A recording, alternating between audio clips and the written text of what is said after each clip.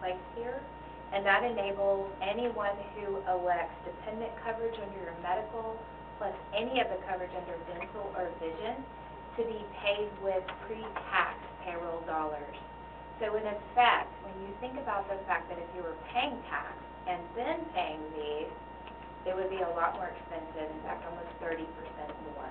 So a person is typically avoiding 30%. But you're talking about like cafeteria plans. That's right. So I'm talking about, maybe the easier thing is to think of life insurance. Life insurance above a certain amount is a taxable benefit. Above 50,000. So do we have any of those? No. Okay. The rest of your benefits are not taxable at any level. Okay. And does the same, I'm hazy on this, does the same concept apply to employer-covered family premiums? Yes. It is not taxable to anyone. Because of the levels, or it's not ever? It's just not ever. But you check for that. You would right. tell us if we needed to be adding it to the W-2s. Correct. Okay. Correct. And the only one you would have to add, is if you offered life insurance, employer-paid life insurance, over 50,000. Right. Just so happens the magic amount of life insurance you have is It's 50,000. 50,000. Okay. But then they have the option to increase it if they want on a personal level. Correct. But that's not taxable. We have a suite of enhanced benefits that we make available, including dental and vision as well.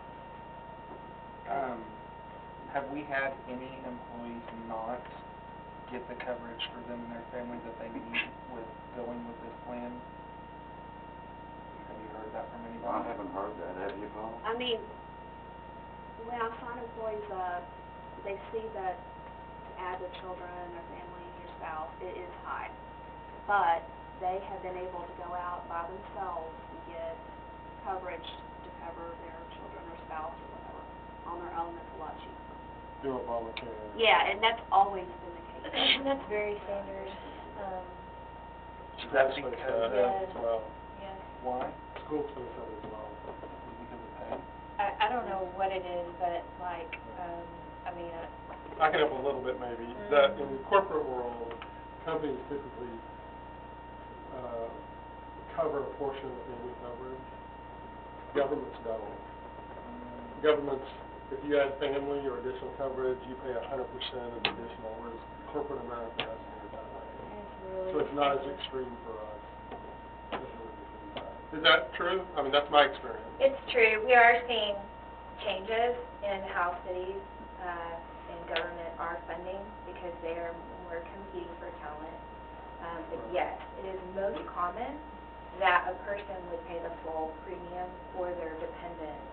But there's another reason. You also have some people here who are dual employed, so they may actually be full-time at another city and work here. So there are also potential other employment. We only have one of those, Do you? Okay. right?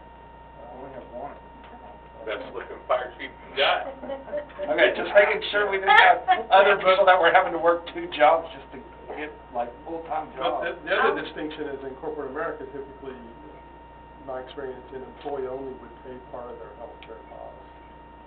As opposed to at cities, they typically don't. It's all over the place. I mean, I will say Texas employers tend to focus on the employee-only premium and not as much on dependents.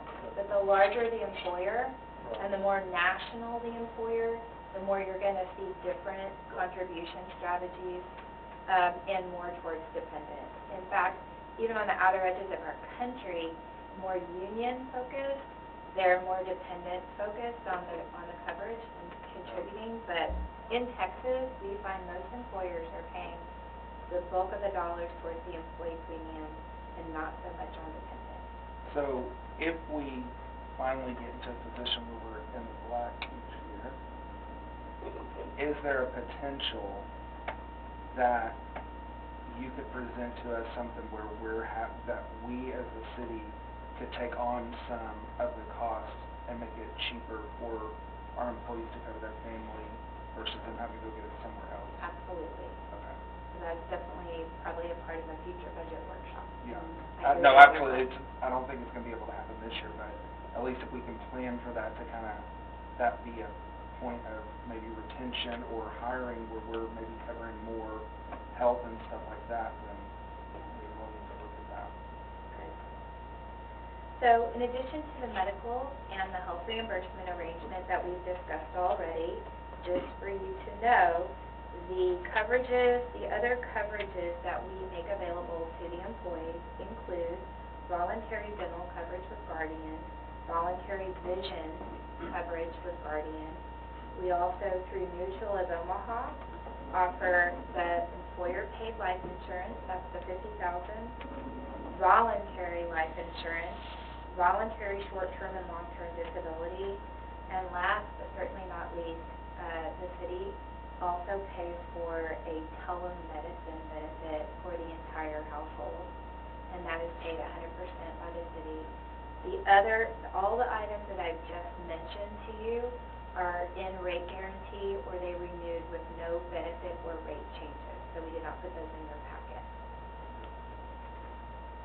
So to the extent we can encourage people, if, or at least make them aware of using the telehealth, and that helps our claims experience on our policies. It helps them and your claims experience.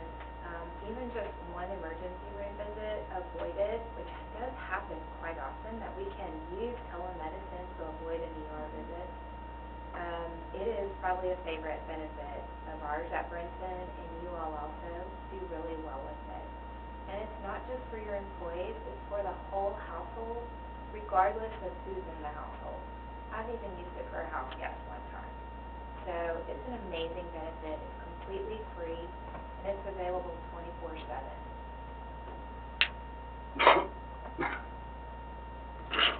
As a whole, has our city employees' claims gone down? I know in the past, you've always talked about we had 4 or 5 major claims. That's what run our rates up. Yeah, this year wasn't quite as bad, and that's, I think, a big part of the reason why we could easily counter. It wasn't like a brutal negotiation. It was a counter offer that everyone could see logic behind with your loss ratios. So yeah, you're doing a little bit better. Do you have any idea what the utilization rate is with telehealth? I do. In a typical year, you may average a couple of visits per month of people using it. So not Is quite it a repeat lot. people? I mean, is it using the same people using it, or is it a... That I cannot tell we you. don't know. I can tell you that the bulk of your usage is done during the workday. So we hope that those people are remaining productive without having to go sit in an urgent care center for half a day. So when we look at that, we look at the days of the week of your usage. I can see males versus females, but I don't have any names. I couldn't tell you if it's, one of you calling 20 times. Marvin? It's not me, So, Paula won't help me do it, so I'm gonna do it. So does the city pay this, do we?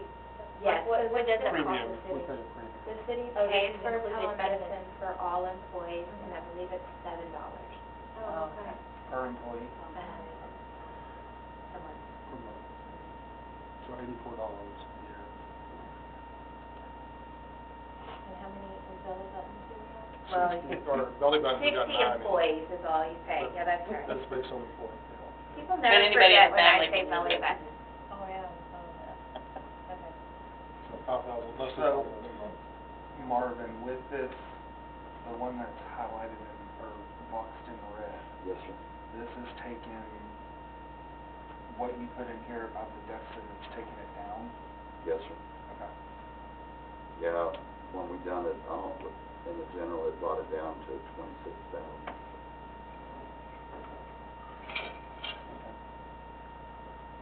Because see, we budgeted, when we figured it, we did it as, we thought we'd done so good, we thought we could get it to 6, coming from 15, but, we didn't expect to get to 2.5 on it. That worked out really good. Plus, it's good policy. And I've learned, gotta keep Marvin and Paula happy.